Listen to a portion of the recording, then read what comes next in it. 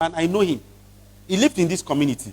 I know him. He lived in this community. Curious, the evangelist paused his message and asked him, okay, he said he even lived in this community and died in this community. We buried him in this community. So the evangelist said, no problem. Let's finish the service. After, we will talk. Then he took the evangelist to the graveyard where the man was buried. A missionary who came to that community to do God's work, lived and died in that community. Why did he say, I know this man? Why? Because the description the man of God was giving about Jesus matched the character of that missionary. They call them Christians because they had Christ-like behavior. Because they've been with Christ. They looked at them and said, these people are Christians because this is the behavior of Christ. And that's how our life should be. We should actually reflect Christ. Are you the person that by, whether you close at 4:30 or at 3 p.m., you carry your bag? In fact, by 3:25, your bag is set. You've done your final makeup. Just for 3:30 to clock, and then you are out of the office. Are you that kind of a person? Are you the person that gives an extra? Are you that person that your boss can depend on? That when all chips are down, when nobody is ready to take the job, I know Shegun will do that job. Are you that person? Praise God. You cannot be successful either in your workplace or on your business without being diligent and productive at whatever you do. Whatsoever your hand finds to do, do it well. You know, I have a creed that I live by. It's written on the wall of my office. I have it in my diary. It says, when a man is called to be a street sweeper, if the job of a man is to sweep the streets, he said that man should sweep the street so well, like Michelangelo painted. He said that man should sweep the street so well, like Beethoven composed music. I don't know about now when, if you buy a new Microsoft computer, if you go to my music, you will see Beethoven music there. He said that man should sweep the street so well, like Shakespeare wrote poetry. He said that man should sweep the street so well that at the end of his day, the host of heaven and earth will stand up and pause and say, here come the street sweeper who did his job well. Whether it's a career God has called you to do, whether it's a cleaner in your office, whether as the leader in your organization, do your job so well. Whatsoever your hand finds to do, whatsoever. There is seed in being diligent. Because God honors those seeds. Praise God. Praise God. You know, I was preaching in Foursquare. My friend, who is also my head of engineering in the office, is a youth leader for Foursquare, one of the Foursquare churches in Abuja. And they do their youth Sunday once every month. So he said I should come and speak to the youth. But it's a general service where the entire church, you know, participating. So after preaching, the pastor of the church was praying for me, you know, and he was praying and he was praying and saying that, oh, he knows that God has been good to us. He was blessing and saying, you know, things that will happen in the years to come. So then he paused and then he said, I know you guys have grown. I said, because when Seun is my head of engineering, joined the organization 4 years ago, he said, I knew what Seun's salary was. He said, and now I know what Seun pays as tithe. And as he was saying that thing, it just occurred to me that, wow, this guy's salary 4 years ago is now his tithe now. And the guy didn't get there just by wishful thinking or by praying. That year, I was applying for an investment, and they came to do DD on our company. And after 6 weeks, they sent the DD report. They said, administrative-wise, your company is well managed, the company is in good hands, but your company lacked the technical capacity to do the projects you want to do. That I should look for ways to find people who are, of course, my own background is in engineering, but I don't get to do those things. I should find a way to hire an engineer. Then I started thinking, what do I do?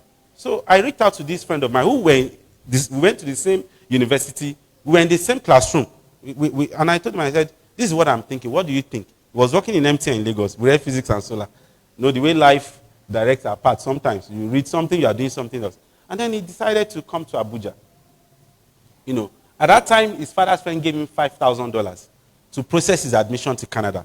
So he prayed about it. He said God told him that he should give me 5 years of his life. And he came to Abuja. And this guy was diligent. Very, very, very diligent. Doing his job. And so it didn't make any sense for me that someone as diligent, it was just normal. It wasn't rocket science that he will continue to rise. I was telling Pastor this, I said, we have several projects in the Southwest that we've sunk a lot of money that I don't know where those sites are. This guy handles procurement to the tune of hundreds of millions of naira. I don't even understand how he does it. Why? Because, so it's only a reward that he would now live a comfortable life. And his pastor will see that there's a difference in his life. So you may be doing something and it looks as if nobody is seeing you. 2010, I was living in Songwater. For those of you who know Songwater, not so far from here, but also far from here. And I was working in Lekki Phase 1. And I would leave home 4:15 every morning to get to Lekki Phase 1 at 7 a.m. just to work for 6 hours. And I wasn't being paid because I was an intern. And I did the job like my life depended on it. And I was from a good home. I had everything I needed. But I knew that there was something I needed to learn. As at 4 years ago, the company I worked for then, even when you mention 10 organizations within my space, and you are putting my company in maybe number 6 or number 7, 4 years ago, you can't even put that company in number 20. And I gave my best. When the people who were even working in the organization, when they give a tax and they refuse to do it, I take it up. When I was starting my business some months later, those experiences, I wasn't taught in school.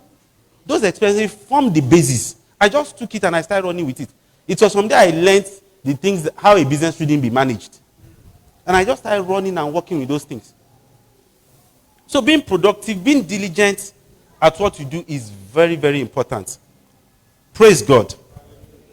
So whether you are being paid, or your salary is 20,000 naira a month, or your salary is 1 million naira a month, the secret to your next level is being diligent.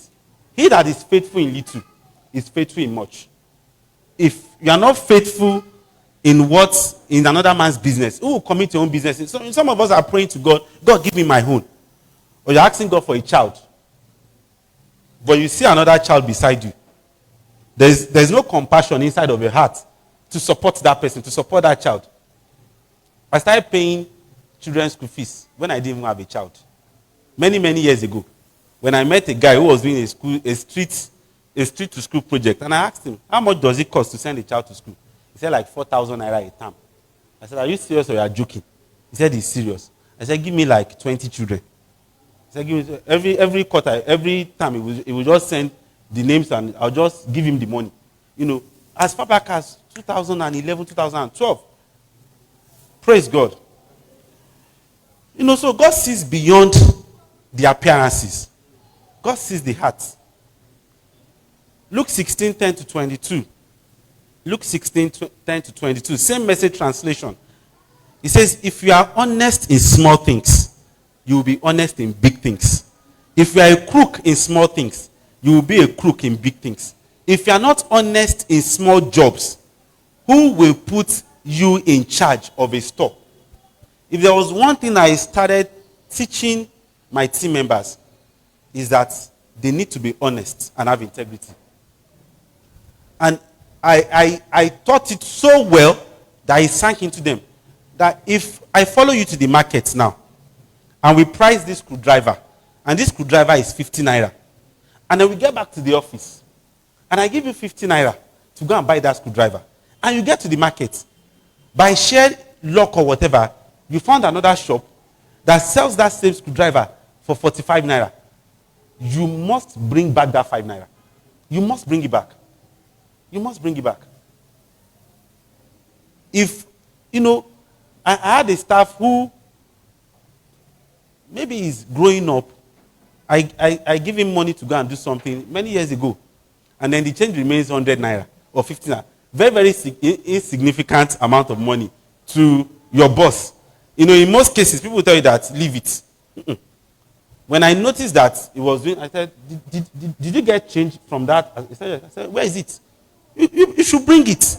Let it be my prerogative to tell you to go with it. But you must bring it back. So if you are faithful in small things, you are faithful in big things. God won't wait to test you with big things to know if you are faithful in big things. It's from the faithfulness in small things that qualifies you to have big things. You find it difficult to pay tithes. Yes, you understand that the world, I think 2 years ago, this tithing was all over the place. That was when I even increased my own tithes. Because while as a student in the university, as a 100-level student in university, when my pocket money, I went to a private school, so you are not allowed to cook. You buy food from the cafe. When my pocket money was 15,000 naira a month, meaning that I have about 500 naira a day.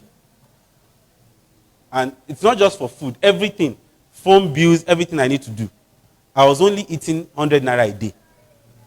When I eat, because I feel shy to buy pure water, I will eat in the cafe, then I'll go out to the shops outside, and then I'll go and buy my pure water there and drink my pure water, because if you don't drink bottled water, you are not a big boy.